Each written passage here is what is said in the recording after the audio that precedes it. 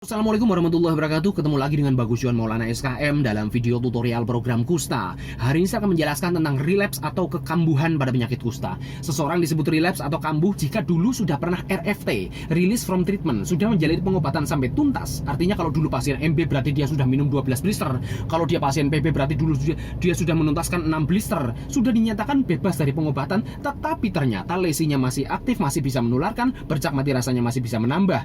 Artinya dia pengobatan yang lama belum adekuat atau belum bisa membuat kumannya itu nonaktif.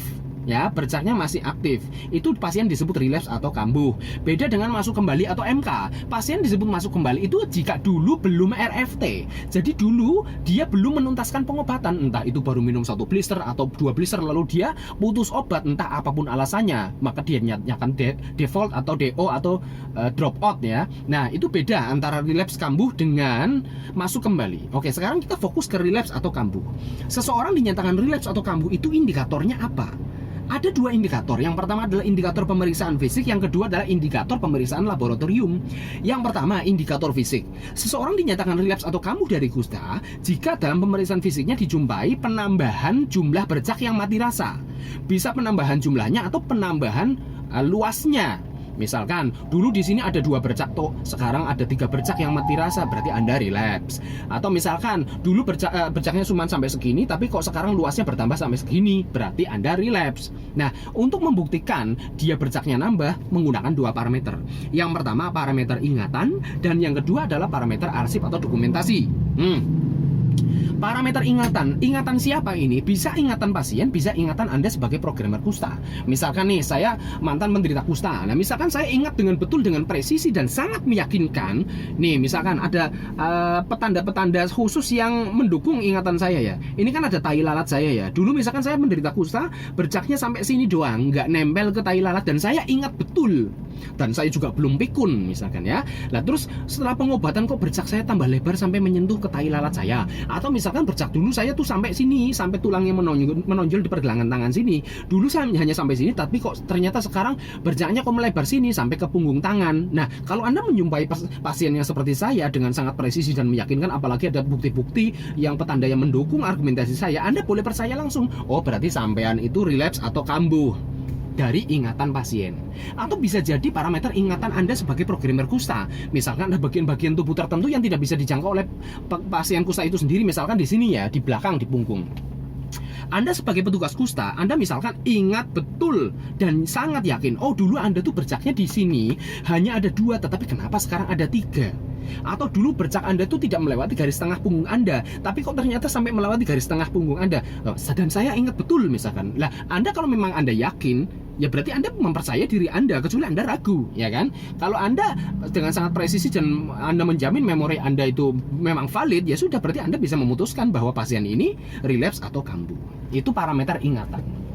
Nah, parameter yang kedua dari indikator pemeriksaan fisik adalah parameter arsip atau dokumentasi. Nah, Anda sebagai programmer kusta kan harus minimal punya arsip dokumentasi bercak pasien tersebut, yaitu di kartu penderita. Itu minimal banget punya itu.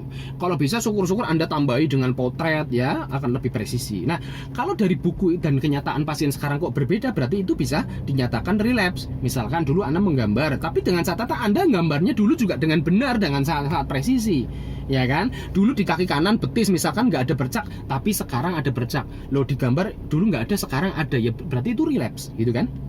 Nah, tapi ada plus minusnya ya. Kalau Anda bisa menggambar presisi, itu bisa dipercaya arsip Anda. Cuman masalahnya, kartu penderita kan bukunya juga kecil. Atlasnya yang buat Anda gambar orang itu yang satu menghadap ke depan, yang satu menghadap ke belakang, itu kan juga kecil. Apakah iya Anda bisa gambar secara presisi sesuai yang merepresentasikan apa yang sesungguhnya ada pada tubuh seseorang itu? Misalkan dulu bercaknya seperti ini, apa ya dengan gambar mini seperti ini bisa sangat presisi? Kalau misalkan ada perbedaan 1 senti saja, apakah Anda bisa mendeteksinya? Itu pertanyaannya. Jadi arsip dokumentasi juga belum tentu bisa membantu Anda memutuskan dia relapse atau tidak. Kecuali sesuatu yang sangat menyolok, kayak tadi saya bilang, tadi di betis kanan tidak ada bercak awalnya, sekarang ada bercak, itu jelas kelihatan. Tapi misalkan ada jumlah bercak yang begitu banyak dan kecil-kecil, apa iya Anda sanggup menggambarnya 1 per 1? Kalau misalkan nambah 1 saja, bisa nggak itu terdeteksi, ya kan? Jadi antara ingatan dan arsip gambar dokumentasi, itu mana yang akan Anda percaya? Ini saya kembalikan ke Anda. Kalau misalkan ingatan ini bisa sangat meyakinkan, ya Anda silakan pegang, berarti dia relapse. Kalau misalkan dokumentasi arsip Anda memang Anda merasa presisi dan yakin sekali gambar dulu Anda sangat benar-benar merepresentasikan gambar kondisi yang sesungguhnya, silakan Anda bisa percaya sama dokumen Anda sendiri. Toh Anda sendiri yang gambar, ya kan? Tanyakan pada Anda sendiri, Anda benar nggak gambarnya dulu. Nah, kalau misalkan salah satu iya, oke, ya silakan tetapkan pasien tersebut relapse. Nah, karena ada perbedaan antara dulu dengan sekarang. Kalau kok dua-duanya meragukan, nah kita pakai indikator yang kedua, yaitu indikator pemeriksaan laboratorium, yaitu BTA, basil tahan asam skin smear. Rujuk saja ke laboratorium yang bisa melakukan itu. Nah, di Kabupaten Tegal, setiap puskesmas minimal ada satu puskesmas yang bisa melakukan pemeriksaan BTA skin smear. Oke. Secara indikator pemeriksaan laboratorium, seseorang dinyatakan relapse atau kambuh jika, ya ada dua nih. Yang pertama, jika BTA-nya bertambah 2 plus atau lebih. Misalkan dulu BTA-nya plus 2, sekarang kok BTA-nya plus 4 atau lebih, atau plus 5, plus 6 gitu ya, maka dinyatakan pasien tersebut relapse atau kambuh. Tapi kalau plus 1 belum. Jadi standarnya adalah kalau dia plus nambahnya 2 atau lebih antara BTA yang dulu dengan BTA yang sekarang.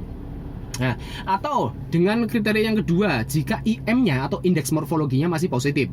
Indeks morfologi adalah proporsi dari jumlah kuman yang masih solid dalam sebuah lapang pandang.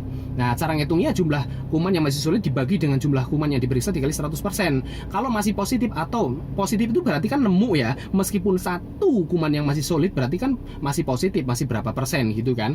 Nah, standarnya orang diobati sampai tuntas itu harusnya tidak ada kuman yang solid. Harusnya Anda tidak menemukan kuman yang solid. Jika Anda menemukan satu saja kuman solid, berarti dia masih butuh pengobatan. Berarti dia disebut relapse. Dia disebut kambuh dan dia harus diobati. Ngobati pasien relapse itu sampai 24 bulan. Beda ya. Diobati sampai 24 bulan dengan 3 bulan sekali dimonitor IM-nya. Apakah Anda masih menemukan IM yang positif atau Anda masih menemukan kuman yang solid atau tidak. Selama Anda masih menemukan kuman yang solid, berarti diobati terus sampai 24 bulan. Dimonitor lagi 3 bulan berikutnya, sudah 0 belum? Apakah masih ada yang solid? Kalau Anda sudah 0, IM-nya 0% atau tidak ada kuman yang solid, berarti pengobatan dihentikan.